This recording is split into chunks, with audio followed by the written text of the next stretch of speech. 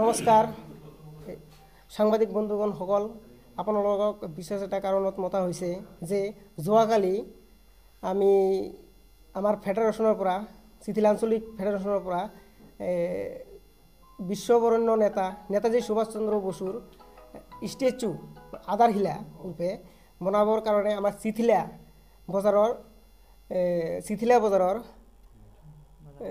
বজাৰ কমিটিৰ পৰা NOC লোৱা হৈছে। আৰু কিছুমান দুষ্কৃতিকাৰীয়ে আহি আমাক নানা ধৰণৰ গালাগালিজ আৰু মাৰপিটৰো হুমকি দিছিল। সিহঁতে প্ৰথমতে আছিল শাহাদ আলী, সিহঁতে কমচে কম 200-250 মানুহ আহিছে, লাঠি ঠেঙা আদি লৈ আহিছে। পিছত আমি নিজৰ দেহ ৰক্ষাৰ কাৰণে কোনো ৰকমে থানাত দৌৰি গ'লোঁ। সিহঁতে থানাতো গৈছে দৌৰি আমাক খেদি কোনো ৰকমে আমাৰ আউটপোষ্টৰ OC ছাৰ সিহঁতক খেদালে, মানে ক'লে আৰু কিবা কিবি পুলিচৰ ভাষাতেই।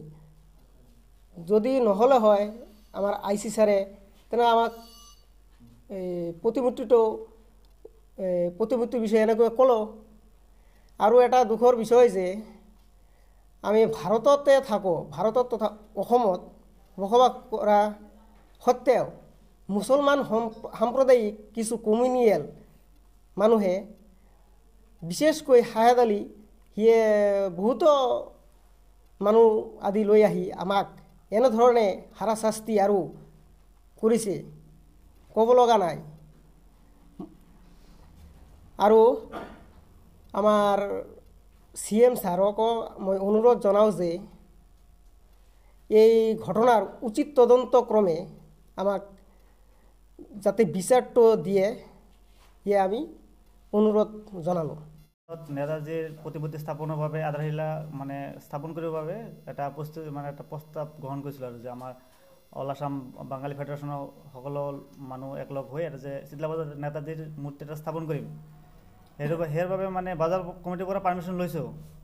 কিন্তু আমাৰ দুৰ্ভাগ্য কথা এই যে ছাহিদানৰ নেতৃত্বত কিছুমান গুণ্ডা বাহিনীয়ে আমাক এইটো বাধা প্ৰদান কৰিছে আৰু আমাক বাধা প্ৰদান কৰিছে। তাৰপিছত কালি হৈছে এইটো ঘটনাটো, কিন্তু আজি তেওঁলোকে কৈছে যে আজি কিবা বহি সেইটো সমস্যা এটা সমাধান কৰিব পাৰোঁ।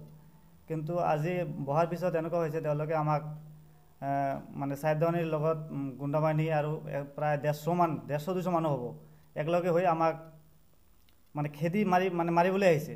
কিন্তু আমাৰ দেহ ৰক্ষাৰ বাবে আমালোকে থানাত গৈছোঁ, দৌৰি পিছে তেওঁলোকে গৈছে। কিন্তু থানাৰ OC ছাৰৰ ধমক দিয়াৰ পিছত তেওঁলোকে অলপমান শান্তি হৈছে। এইটো দুখৰ বিষয়ে যে আমি বাঙালী হৈ আমি অসমত বসবাস কৰি আজি এটা নেতাজীৰ মূৰ্তি স্থাপনৰ বাবে তেওঁলোকৰ তলত পৰিবলগীয়া হৈছে। সেয়ে আমি আমাৰ অসমৰ মুখ্যমন্ত্ৰী ডাঙৰীয়াক ক'ব বিচাৰিছোঁ যে তেওঁ যাতে আমাৰ এই ঘটনাটো অলপ ভালকৈ তদন্ত কৰে আৰু এই দোষীবিলাকক অলপ শাস্তি দিয়ে।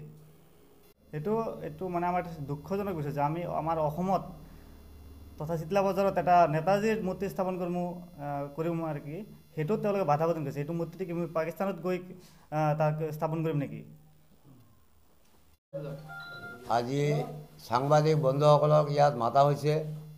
চিঠিলা বজাৰৰ ফেডাৰেশ্যনৰ কমিটিয়ে আঞ্চলিক ফেডাৰেশ্যন কমিটিয়ে এটা নেতাজী প্ৰতিমূৰ্তি স্থাপনৰ কাৰণে বহুদিনৰ পৰা সংকল্প কৰিছিল। তেওঁলোকে মিটিং পাত্ৰ কৰি কমিটি এখন গঠন কৰি চিঠিলা বজাৰ কমিটিৰ সভাপতি সম্পাদকৰ পৰা NOC এখন লৈছিল। আকৌ তেখেতে দোতমা চাৰ্কেল বাইদেউৰ ওচৰতো গৈছিল, তেখেতৰ পৰা পৰামৰ্শ লৈছে। লৈ চিঠিলা এটা বজাৰৰ ওচৰত PW নিয়াৰেষ্ট ঠাইখিনিত প্ৰতিমূৰ্তি বহাৰ কাৰণে যেতিয়া আধাৰশিলা স্থাপনৰ গৰ্থটো কৰিবলৈ গৈছিল, তেতিয়া ইয়াতে আমি শুনিব পাইছোঁ ছাহিদ আলীৰ নেতৃত্বত ইয়াত বহু মানুহ আহি তেখেতে এটা গণ্ডগোলৰ সৃষ্টি হৈছিল। আকৌ আমাৰ মাননীয় দিলদাৰ বাবু আহি এইটো মীমাংসা কৰি দিবলৈ কৈছিল। তো সিদিনা হোৱা নাই, পিছদিনা তেখেতে কিবা এটা হৈছে, মই উপস্থিত নাছিলোঁ। কিন্তু এইটো দুখৰ বিষয় তো চিঠিলা বজাৰত বহুদিন আমি পুৰণা বাসিন্দাৰ, আমাৰ জন্ম ইয়াতে, নেতাজীৰ প্ৰতিমূৰ্তি এটা বহাবৰ কাৰণে যদি ইমান আন্দোলন হয় আমি বহুত দুখিত। ইয়াৰ জৰিয়তে মাননীয় মুখ্যমন্ত্ৰীক মই অনুৰোধ জনাইছোঁ আৰু BTR প্ৰধান BTCৰ মুৰব্বী প্ৰমোদ বৰা ডাঙৰীয়াক অনুৰোধ জনাইছোঁ, ইয়াৰ এটা তদন্ত কৰি সুমীমাংসা কৰি নেতাজী মূৰ্তিটো আধাৰশিলাটো স্থাপন হয় তাৰ কাৰণে আমি অনুৰোধ জনাই ইয়াতে আমাৰ